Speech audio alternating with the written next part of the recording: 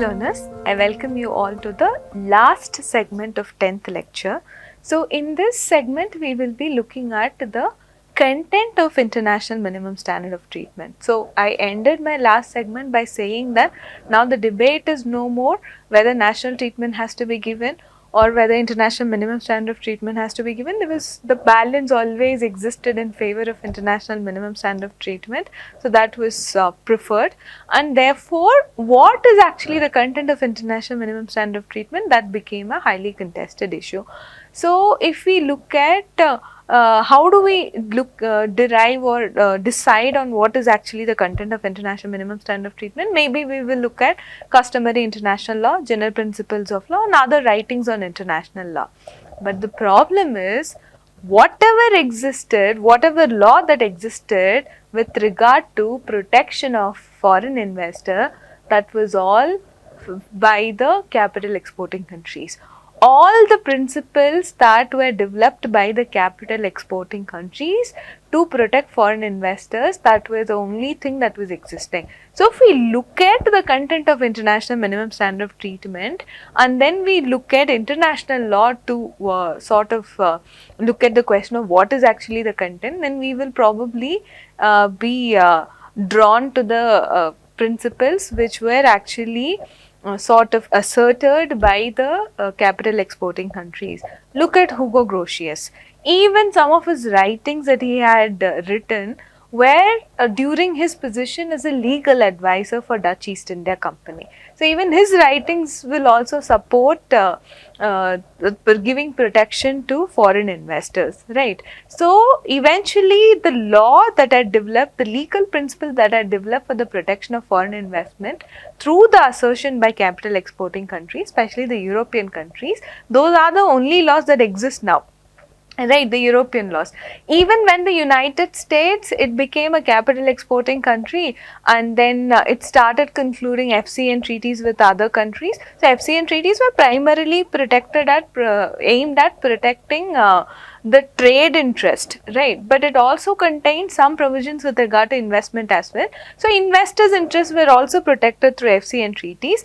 So US also concluded many FCN treaties. FCN stands for Friendship, Commerce and Navigation. I hope you do remember, right? Friendship, Commerce and Navigation treaties were signed by United States, which strengthened the investors' position. So even after the signing of GATT agreement in 1947, General Agreement on Trade and Tariff, so US still continued its practice, but it wound down the practice of signing FCN by 1960s because GATT was already there. If you look at FCN treaty, sometimes it's even considered as precursor to bilateral investment treaties of US as well. Right. So what did FCN treaties do? It strengthened the position of investors. So basically, even with the practice of concluding FCN treaty, the European practice got strengthened or was internationalized by the US practice also. So US, European laws, all of them, whatever laws that got developed in the context of investment law till now, that was for the protection of foreign investors. And when many concession agreements were signed by US companies, Britain companies, especially the oil companies, so all of these companies, what did they do? They again asserted provisions with regard to protection of foreign investors. Unequal treaties were signed, extraterritorial application of law. So all of the legal principles till now that has been developed, if we look at those principles for determining the content of international minimum standard of treatment, then that will all point to increased protection to foreign investors, right? So that was the case. So the closest thing to spelling out actually what is the content of international minimum standard of treatment is the Need decision in 1926. So there was a US national who was shot down and the Mexican authorities did not appropriately investigate into his death. So his widow filed a claim for compensation before a mixed claim commissions because Mexico did not appropriately investigate into her husband's death. And when that matter was being decided, so that's where the content of international minimum standard of treatment got spelled out. So the tribunal stated that the Mexico was actually in violation of international minimum standard of treatment.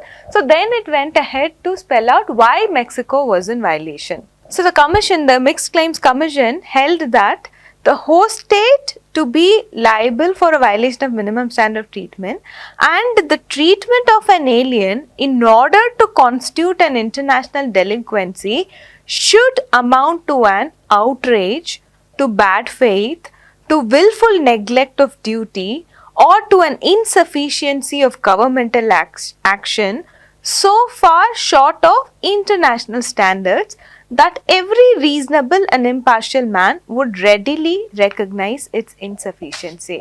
So this is something considered to be the closest one for looking at the content of international minimum standard of treatment. In fact, whenever an FET clause is being argued and the host state would take the contention, I'm talking about modern day ISTS, the host state would take a contention that FET clause is limited to international minimum standard of treatment. Then the tribunal, an ISTS tribunal, will look at what is the content. There will always be a reference to NEER standard. So NEER case is something that we can say that it's a first attempt or the only attempt to spell out the actually what is the content of minimum standard of treatment, and then the content is also the if you look at the decision of NEER case also, the Mixed Claim Commission has sort of kept it at a higher threshold by saying that the state's conduct should be outrageous or there should be willful neglect and all of that. So this is one sort of a guidance. But however, the fight between capital exporting countries and capital importing countries continued, and this time this fight happened in the form of many international conferences or before an international organizations. So in the next lecture we will be looking at the views of capital exporting countries and the views of capital importing countries as expressed in international conferences and international organization. That we will discuss in the 11th lecture of the course. Thank you.